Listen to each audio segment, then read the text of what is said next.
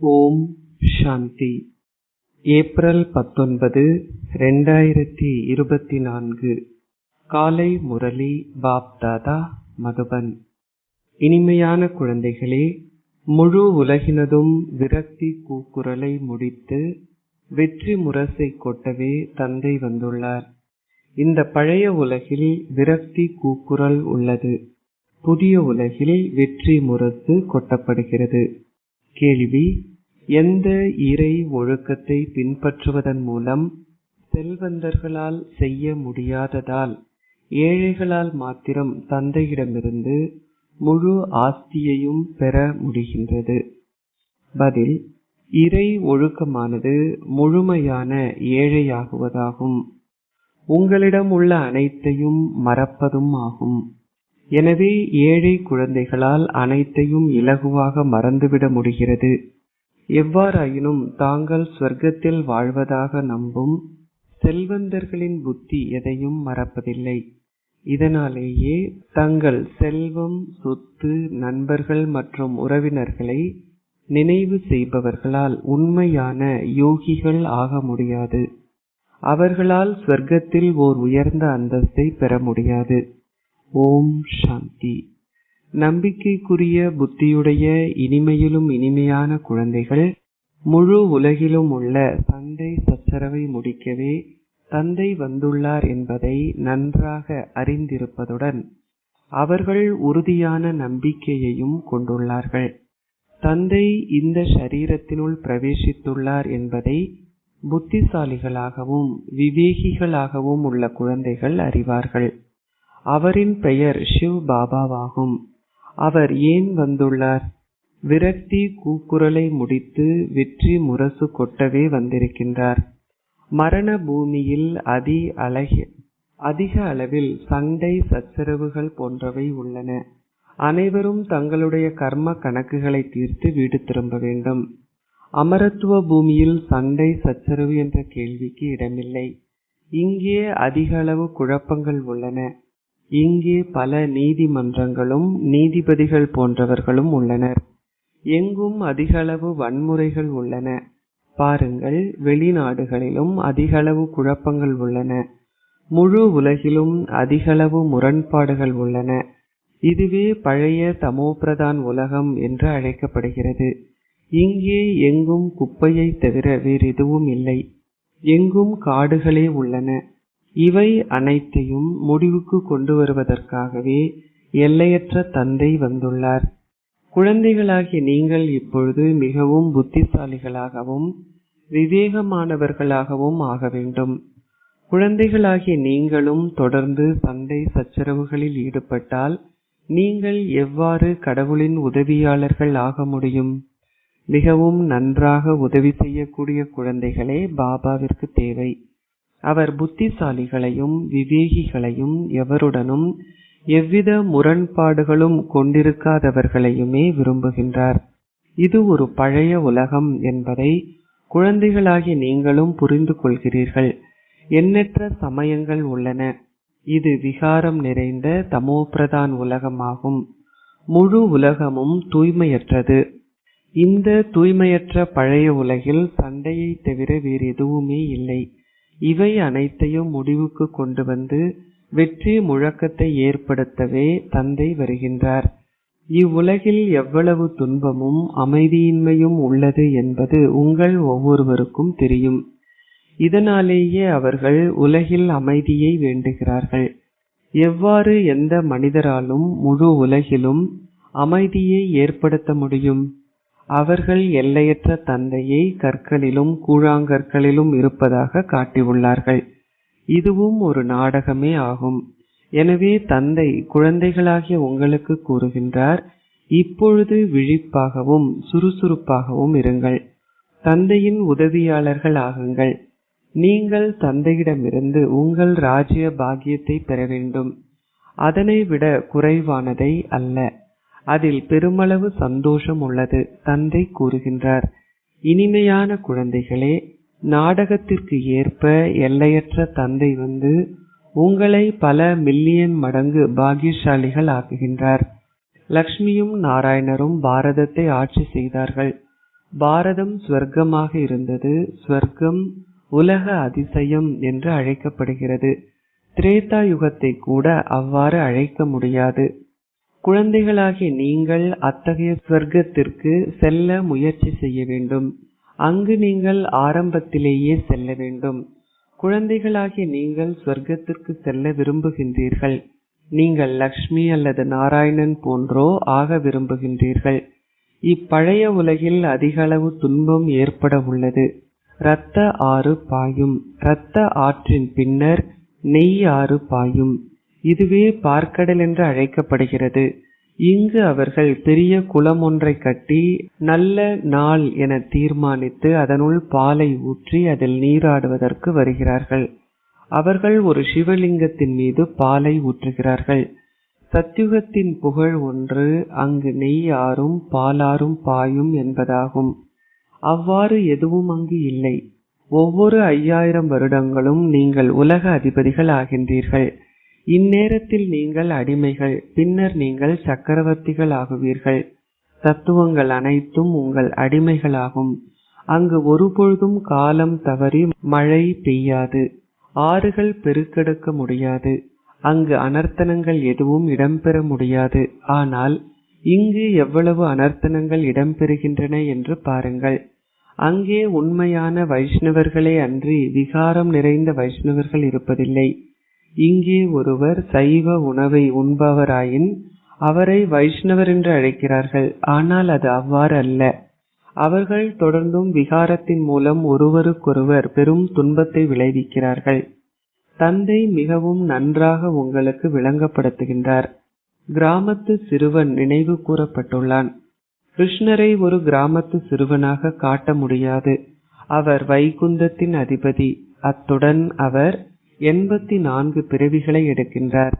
நீங்கள் எந்த அளவு பக்தியில் தடுமாறி திரிந்தீர்கள் என்பதையும் வீணாக எவ்வளவு பணத்தை செலவழித்தீர்கள் என்பதையும் இந்நேரத்தில் நீங்கள் அறிவீர்கள். தந்தை கேட்கின்றார், நான் உங்களுக்கு அதிக அளவு பணத்தையும் ராஜ்ய பாக்கியத்தையும் கொடுத்தேன். அவை யாவும் எங்கு சென்றன? நான் உங்களை உலக அதிபதிகள் ஆக்கினேன். ஆனால் நீங்கள் என்ன செய்தீர்கள்? தந்தைக்கு நாடகத்தை பற்றி தெரியும். பழைய உலகம் பின்னர் புதிய உலகமாகவும், புதிய உலகம் பின்னர் பழைய உலகமாகவும் ஆகின்றது. இது ஒரு சக்கரமாகும். முன்னர் எவை நடந்தனவோ அவை மீண்டும் நடக்கும். தந்தை கூறுகின்றார், இன்னமும் சொற்ப காலமே எஞ்சி உள்ளது. எனவே முயற்சி செய்து எதிர்காலத்திற்காக சேமியுங்கள்.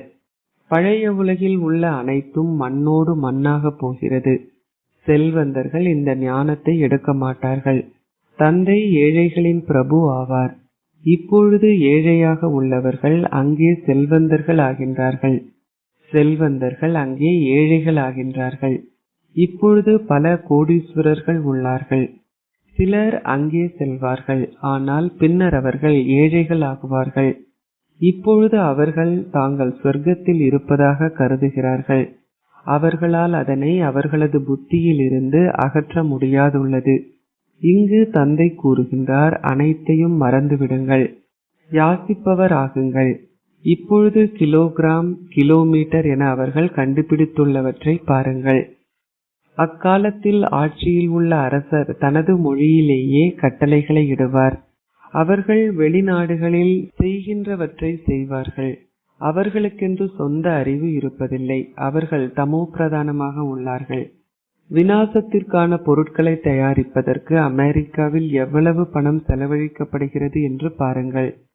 அவர்கள் விமானத்திலிருந்து குண்டுகள் போன்றவற்றை வீசுகிறார்கள். தீ மூழும். விநாசத்தை ஏற்படுத்தி ஸ்தாபனையை மேற்கொள்வதற்கு தந்தை வருகின்றார் என்பதை குழந்தைகளாகிய உங்களுக்கு தெரியும். உங்கள் மத்தியிலும் விளங்கப்படுத்துகின்றவர்கள் வரிசை கிரமமானவர்களே. அனைவருடைய புத்தியிலும் ஒரே அளவான நம்பிக்கை இருப்பதில்லை. பாபா செய்தவற்றை நீங்கள் பின்பற்ற வேண்டும். பழைய உலகில் உள்ள சொற்ப சதங்களை கொண்டு நீங்கள் என்ன செய்ய போகின்றீர்கள்? இந்நாட்களில் அவர்களிடம் நாணயத்தாள்கள் உள்ளன. அங்கே அவர்களிடம் தங்க நாணயங்கள் உள்ளன. அங்கு தங்க மாளிகைகள் கட்டப்படுவதால் தங்க நாணயங்களுக்கு சொற்ப பெறுமதியே இருக்கும். அனைத்தும் இலவசம் போன்றிருக்கும். பூமி சத்தோப்பிரதானமாகும். அது இப்பொழுது பழையதாகிவிட்டது. அது சத்தோப்பிரதானமான புதிய உலகமாகும். அது முற்றிலும் புதியதாகும். சூட்சும உலகிற்கு நீங்கள் சென்றால் மாம்பழ சாறு போன்றவற்றை அருந்துவீர்கள். ஆனால் அங்கு மரங்கள் எதுவும் இல்லை. அஷரீரி உலகிலும் மரங்கள் இருப்பதில்லை. நீங்கள் சொர்க்கத்திற்கு சென்றால் அங்கு அனைத்தையும் பெறுவீர்கள். அனைத்திற்கும் நீங்கள் உங்கள் புத்தியை பயன்படுத்த வேண்டும். சூட்சும உலகில் மரங்கள் எதுவும் இருப்பதில்லை. மரங்கள் மண்ணில் வளர்கின்றனவே அன்றி வானத்தில் வளர்வதில்லை. மகா தத்துவமான பிரம்மம் என்ற பெயர் இருந்த போதிலும் அது ஒரு வெற்றிடமாகும். அந்த நட்சத்திரங்கள் வானத்தில் தொங்கிக் கொண்டிருப்பதைப் போல் சின்னம் சிறிய ஆத்மாக்களாகிய நீங்களும் அங்கே தொங்கிக் கொண்டிருக்கிறீர்கள். நட்சத்திரங்கள் பெரிதாக தெரிகின்றன. பிரம்ம தத்துவத்தில் ஆத்மாக்கள் பெரிதாக இருப்பார்கள் என்றில்லை. இது உங்களுடைய புத்திகளினால் புரிந்து கொள்ளப்பட வேண்டிய விஷயமாகும். நீங்கள் ஞானக்கடலை கடைய வேண்டும். எனவே ஆத்மாக்கள் மேலேயே உள்ளார்கள். அவர்கள் சின்னம் சிறிய புள்ளிகளே. நீங்கள் இந்த விஷயங்கள் அனைத்தையும் கிரகிக்க வேண்டும். நீங்கள் இந்த விஷயங்கள் அனைத்தையும் கிரகிக்க வேண்டும். அப்பொழுதுதான் உங்களால் பிறரையும் அவற்றை கிரகிக்க செய்ய முடியும். ஓர் ஆசிரியருக்கு அனைத்தும் தெரியும் என்பதாலேயே அவர் பிறருக்கு கற்பிக்கின்றார். இல்லாது விட்டால் அவர் ஓர் ஆசிரியராக ஏன் இருக்க வேண்டும்? எவ்வாறாயினும் இங்கு ஆசிரியர்களும் வரிசை கிரமமாகவே உள்ளார்கள். குழந்தைகளாகிய உங்களால் வைகுந்தத்தை புரிந்து கொள்ள முடியும். நீங்கள் வைகுந்தத்தை பார்க்கவில்லை என்றில்லை. அங்கு எவ்வாறு திருமணங்கள் இடம்பெறுகின்றன என்பதையும் அங்கு என்ன மொழியை பயன்படுத்துகிறார்கள் என்பதையும் பல குழந்தைகள் காட்சிகளில் கண்டுள்ளார்கள். நீங்கள் அனைத்தையும் பார்த்துள்ளீர்கள். இறுதியிலும் கூட காட்சிகள் இருக்கும். ஆனால் அது யோக யுக்தாக உள்ளவர்களுக்கு மாத்திரமே ஆகும். தங்களின் நண்பர்களையும் உறவினர்களையும் செல்வத்தையும் சொத்துக்களையும் மாத்திரம் தொடர்ந்து நினைவு செய்கின்றவர்கள் எதனை பார்ப்பார்கள்? உண்மையான யோகிகள் மாத்திரமே இறுதி வரை இருப்பார்கள். அவர்களை பார்ப்பதில் தந்தை சந்தோஷமடைவார். மலர்களை கொண்டே ஒரு பூந்தோட்டம் உருவாக்கப்படுகிறது. 10 அல்லது 15 வருடங்கள் இங்கு இருந்த பின்னர் கூட பலர் இங்கிருந்து விலகி செல்கிறார்கள். அவர்கள் ஆர்க் மலர்கள் என்று அழைக்கப்படுகிறார்கள். மம்மாவிற்கும் பாபாவிற்கும் வழிகாட்டல்களை கொண்டு வந்ததுடன் நல்ல அபியாசங்களை நடத்தியவர்களுமான மிக சிறந்த புத்திரிகள் இப்பொழுது இங்கில்லை. மாயை மிகவும் சக்தி வாய்ந்தவள் என்பது இந்த புத்திரிகளுக்கும் தெரியும். பாப் தாதாவிற்கும் தெரியும். மாயையுடன் மறைமுகமான யுத்தம் இடம்பெறுகிறது. மறைமுகமான புயல்கள் இடம்பெறுகின்றன. பாபா கூறுகின்றார், மாயை உங்களுக்கு அதிக அளவு தொல்லை தருவாள். இது வெற்றியும் தோல்வியும் என்ற நாடகத்தில் ஏற்கனவே நிச்சயிக்கப்பட்டதாகும். நீங்கள் ஆயுதங்களுடன் யுத்தம் செய்வதில்லை. பாரதத்தின் இந்த புராதன யோகம் மிகவும் பிரபல்யமானது என்பதுடன் யோக சக்தியினாலேயே நீங்கள் அவ்வாறு ஆகின்றீர்கள். எவராலும் பௌதீக சக்தியினால் உலக ராஜ்யத்தை பெற முடியாது. இந்த நாடகம் அற்புதமானதாகும். இரு பூனைகள் சண்டையிடும் பொழுது இடையில் வந்த மூன்றாவது வெண்ணையை எடுத்த கதையும் உள்ளது. ஒரு வினாடியில் உலக ஆட்சியை பெற்றுக்கொள்ளுங்கள் என்று கூறப்படுகிறது. புத்திரிகளுக்கு காட்சிகள் கொடுக்கப்பட்டன. கிருஷ்ணரின் வாயில் வெண்ணெய் உள்ளதாக அவர்கள் கூறுகிறார்கள். உண்மையில் அவர்கள் கிருஷ்ணரின் வாயில் புது உலகை கண்டார்கள். நீங்கள் யோக சக்தியினால் ராஜ்யம் என்ற வெண்ணெயை பெறுகின்றீர்கள். அவர்கள் ஓர் ராஜ்யத்திற்காக அதிகளவு யுத்தம் செய்கிறார்கள். யுத்தத்தின் போது பலர் மரணிக்கிறார்கள். இப்பழைய உலகின் கர்ம கணக்குகள் தீர்க்கப்பட வேண்டும். இந்த உலக விஷயங்கள் எதுவுமே எஞ்சியிருக்க முடியாது. நீங்கள் தந்தையின் ஸ்ரீமத்தை பெற்றிருக்கின்றீர்கள். குழந்தைகளே, தீயதை கேட்காதீர்கள், தீயதை பார்க்காதீர்கள். அவர்கள் குரங்குகளின் உருவத்தை செய்துள்ளார்கள். இக்காலத்தில் மனிதர்களிலும் அதே உருவங்களையே செய்கிறார்கள். முன்னர் அவர்கள் சீனா போன்ற இடங்களிலிருந்து தந்தத்தினால் ஆன பொருட்களை இறக்குமதி செய்தார்கள். அவர்கள் கண்ணாடி வளையல்களையும் அணிவார்கள். இங்கே அவர்கள் தமது மூக்கு காதுகளை குத்தி அதில் நகைகளை அணிகிறார்கள். சத்யுகத்தில் எவரது காதையும் மூக்கையும் குத்த வேண்டிய அவசியமில்லை. இங்கே மாயை அனைவரது காதுகளையும் மூக்கையும் அறுத்தே விடுகின்றாள். குழந்தைகளாகிய நீங்கள் இப்பொழுது சுத்தமாகவும் தூய்மையாகவும் ஆகின்றீர்கள். அங்கே இயற்கை அழகுள்ளது.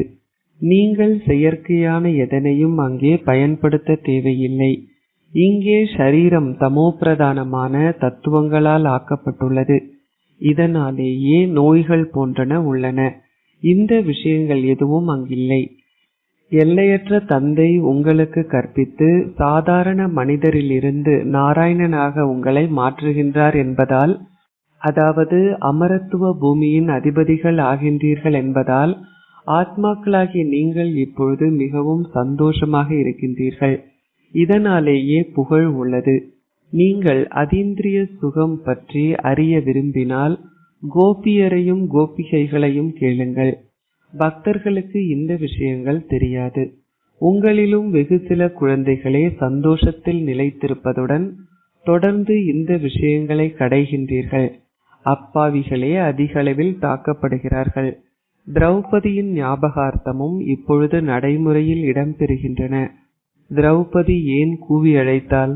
மக்களுக்கு அது தெரியாது. தந்தை விளங்கப்படுத்தியுள்ளார். நீங்கள் அனைவருமே திரௌபதிகள் ஆவீர்கள். பெண்கள் எப்பொழுதும் பெண்களாகவே பிறப்பார்கள் என்றில்லை. நீங்கள் அடுத்தடுத்து இருமுறை பெண்களாக இருக்க முடியும். ஆனால் அதற்கு மேல் அல்ல. தாய்மார்கள் கூவி அழைக்கின்றார்கள், பாபா என்னை காப்பாற்றுங்கள். துச்சாதனன் என்னை விகாரத்திற்காக துன்புறுத்துகின்றான். ஆகையாலேயே இது விலைமாதர் இல்லம் என்று அழைக்கப்படுகிறது. ஸ்வர்க்கம் சிவாலயம், சிவனின் ஆலயம் என்று அழைக்கப்படுகிறது. இது விலைமாதர் இல்லம். ராவணனது ஸ்தாபனையும் சிவாலயம் சிவ் பாபாவின் ஸ்தாபனையும் ஆகும். அவர் உங்களுக்கு ஞானத்தை கொடுக்கின்றார். தந்தை ஞானம் நிறைந்தவர் என்றும் அழைக்கப்படுகின்றார். ஞானம் நிறைந்தவர் என்றால் அதன் அர்த்தம் அனைவரது இதயத்திலும் என்ன உள்ளது என்பதை அறிந்திருத்தல் என்பது அல்ல. அதனால் என்ன நன்மை உள்ளது? தந்தை கூறுகின்றார், என்னை தவிர வேறு எவராலும் உலகத்தின் ஆரம்பம் மத்தியமம் இறுதியின் ஞானத்தை கொடுக்க முடியாது. நான் மாத்திரமே அமர்ந்திருந்து உங்களுக்கு கற்பிக்கின்றேன். ஒரே ஒரு தந்தை மாத்திரமே ஞானக்கடல் ஆவார். பக்திக்கான வெகுமதி இதுவாகும். சத்திய யுகத்திலும் திரேதா யுகத்திலும் பக்தி இருப்பதில்லை. இந்த கல்வி மூலம் ராஜ்யம் ஸ்தாபிக்கப்படுகிறது. ஜனாதிபதிகள் போன்றோருக்கு எத்தனை ஆலோசகர்கள் உள்ளனர் என்று பாருங்கள். இப்பொழுது அவர்களுக்கு ஆலோசனை வழங்க ஆலோசகர்கள் நியமிக்கப்படுகிறார்கள். சத்யுகத்தில் ஆலோசகர்களுக்கான அவசியமில்லை. தந்தை இப்பொழுது உங்களை திறமைசாலிகள் ஆக்குகின்றார். லக்ஷ்மியும் நாராயணரும் எவ்வளவு திறமைசாலிகளாக இருந்தார்கள் என பாருங்கள். நீங்கள் தந்தையிடமிருந்து எல்லையற்ற ராஜ்யத்தை பெறுகின்றீர்கள். மக்கள் தந்தையின் பிறந்த நாளை கொண்டாடுகிறார்கள். சிவ் பாபா நிச்சயமாக பாரதத்திற்கு வந்து உங்களை உலக அதிபதிகள் ஆக்கிய பின்னர் மீண்டும் திரும்பிச் செல்கின்றார். அது 1000 ஆண்டுகளுக்குரிய விஷயம் அல்ல. அது நேற்று நடந்த விஷயமே ஆகும். அச்சா, இதனை விட மேலும் நான் என்ன விளங்கப்படுத்துவது? தந்தை கூறுகின்றார், மன்மனாபவ். உண்மையில் இக்கல்வி ஒரு சிக்னல் மட்டுமே ஆகும். அச்சா, இனிமையிலும் இனிமையான அன்பிற்குரிய எப்பொழுதோ காணாமல் சென்று இப்பொழுது கண்டெடுக்கப்பட்டிருக்கும் குழந்தைகளுக்கு உங்கள் தந்தை தாயாக இருக்கும் பாப் தாதாவின் அன்பும் நினைவுகளும் காலை வந்தனங்களும். ஆன்மீக தந்தை ஆன்மீக குழந்தைகளுக்கு நமஸ்தே கூறுகின்றார். ஆன்மீக குழந்தைகள் ஆன்மீக தந்தைக்கு நமஸ்தே கூறுகின்றோம். தாரணைக்குரிய சாரம் 1. தந்தையின் முழுமையான உதவியாளராக ஆகுவதற்கு புத்திசாலியாகவும் விவேகமானவராகவும் ஆகுங்கள். உங்களுக்குள் எவ்விதமான முரண்பாடுகளையும் கொண்டிருக்காதீர்கள். 2. ஸ்தாபனையினதும் விநாசத்தினதும் பணிகளை காணும் நேரத்தில் உங்கள் புத்தியில் முழுமையான நம்பிக்கை இருக்கட்டும். அத்துடன் தந்தையை பின்பற்றுங்கள். ஒரு சில சத பெறுமதியுடனேய பழைய உலக விஷயங்களை உங்கள் புத்தியிலிருந்து அகற்றி முழுமையான யாசிப்பவர் ஆகுங்கள். உங்களுடைய நண்பர்கள், உறவினர்கள், செல்வம், சொத்து போன்ற அனைத்தையும் மறந்துவிடுங்கள். ஆசீர்வாதம். ஒரு ஒன்று கூடலில் இருக்கின்ற நேரத்தில் அனைவரின் மீதும் அன்பாக இருப்பதுடன் உங்கள் புத்தியில் ஒரே ஒரு தந்தையை ஆதாரமாக கொண்டிருப்பதால் ஒரு கர்ம யோகி ஆகுவீர்களாக. ஒரு ஒன்று கூடலில் அன்பாக இருப்பதற்கு பதிலாக சில குழந்தைகள் விலகி இருக்கிறார்கள்.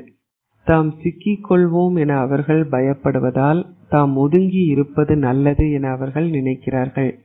எவ்வாறாயினும் அது அவ்வாறு இல்லை. நீங்கள் 21 பிறவிகளுக்கு குடும்பத்திற்குள் இருக்க வேண்டும். எனவே நீங்கள் அச்சப்பட்டு விலகி இருந்தால் அது கர்ம சந்நியாசிகளின் சமஸ்காரமாகும். நீங்கள் ஒரு கர்மயோகி ஆக வேண்டுமே அல்லாது ஒரு கர்ம சந்நியாசி துறவி ஆகுவதல்ல. ஒன்று கூடலில் இருங்கள், அனைவருடனும் அன்பாக இருங்கள். உங்கள் புத்தியில் வேறு எவரும் அல்லாது ஒரே ஒரு தந்தையே ஆதாரமாக இருக்கட்டும். வேறு எந்த ஆத்மாவின் சகவாசமோ தெய்வீக குணமோ அல்லது சிறப்பு இயல்போ உங்கள் புத்தியால் கவரப்படாதிருக்கட்டும். அப்பொழுது நீங்கள் தூய்மையான கர்மயோகி ஆத்மா எனப்படுவீர்கள். ஸ்லோகம். பாப்தாதாவின் இடது கரமாக அல்லாது வலது கரமாக ஆகுங்கள். ஓம் சாந்தி.